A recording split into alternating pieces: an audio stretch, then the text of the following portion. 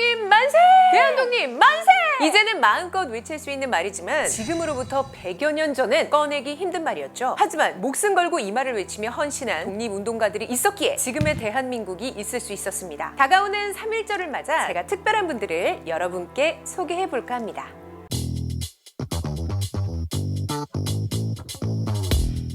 우리는 과연 독립운동가들을 얼마나 알고 있을까요? 아직 역사 속에 묻혀 알려지지 않은 독립운동가들은 얼마나 많을까요? 그래서 각계에선 독립을 위해 헌신한 숨은 영웅들, 미서운 독립운동가들을 발굴해내기 위해 노력 중이라고 하는데요. 현재 포상이 된 사람은 17,066명입니다. 아주 극소수만 포상이 이루어지고 있는 상태인데, 이유가 포상이 되려고 하면은 첫째, 독립유공자가 활약한 객관적인 자료가 있어야 합니다. 예를 들자면 판결문이라든지 일제의 기록에 명백한 자료가 남아있어야 하고, 그런데 그렇지 못한 경우가 많습니다.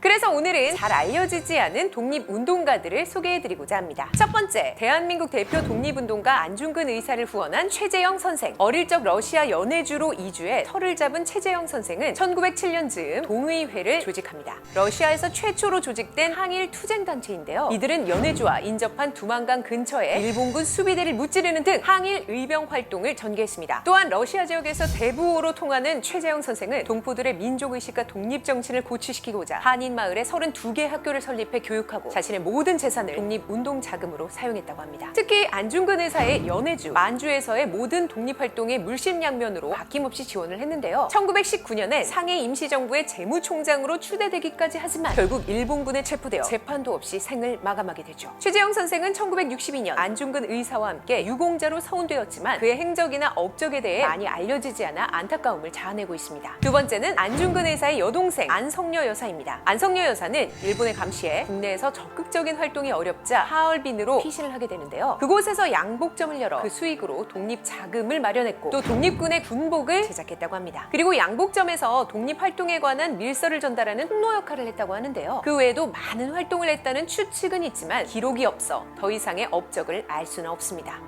해방을 하고 한국으로 넘어올 때 사진이나 뭐나 아무것도 가지고 오신 게 없으세요? 보훈처나 이런 데서는 아무래도 활동을 했던 서류라든지 이런 증거 자료가 있으면 좋겠는데 유족들이 하는 녹취록이나 증언 외에는 자료가 없으니까 서운을 받지 못하시지 않았나 싶습니다. 2019년도에 이제 추진위원회를 따로 만들어서 부산 시민들한테 서명도 받고 한 2차례 정도 보훈처에다가 이제 서류는 제출하는 이런 활동들을 했었습니다. 물론 새로이 발견되는 증거가 없으니까 서울 인정을 받지 못했지만 그래도 용호동에 묘가 있다라는 걸 알림으로 해서 다행히 남구청에서도 저희 묘소 관리하는 데 도움을 주시고 해서 지금은 그래도 좀 많이 알려진 편입니다. 이렇게 인정받지 못하셨던 분들에 대한 것들도 교육적으로도 자료를 좀 만들고 같이 노력들을 하면 나라를 구하기 위한 모든 분들의 희생이잖아요. 그 역사를 제대로 알아야지만 우리 후대들도 잘 살 수 있을 거라고 생각하기 때문에 나라에서도 마찬가지로 같이 되었으면 하는 게 제 바람입니다.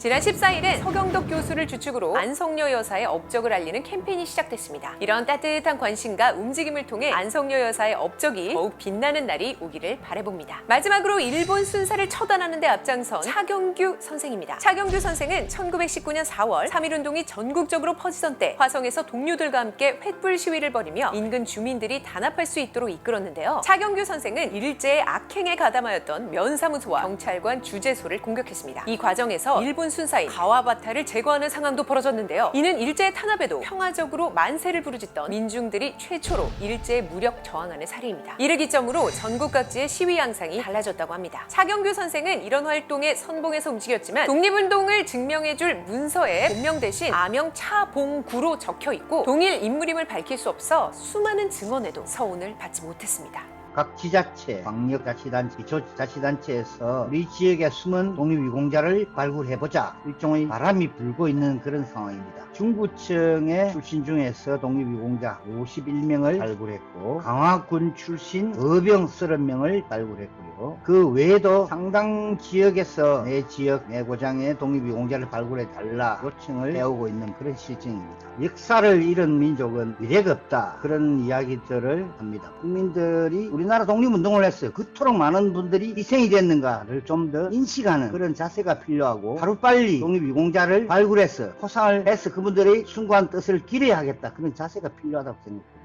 이름조차 활동조차 알려지지 않았을 역사 속에 사라져간 잊혀진 독립운동가들. 먼 후세에 자신의 업적이 후손들에게 알려지기를 바라기보다 내 나라의 독립을 위해 기꺼이 마땅히 한 몸을 희생한 것이 아닐까 싶은데요. 이분들이 있기에 지금 대한민국이 있을 수 있었습니다. 다가오는 3.1절엔 우리나라를 위해 희생한 독립 영웅들을 되새기는 특별한 하루를 보내는 건 어떨까요?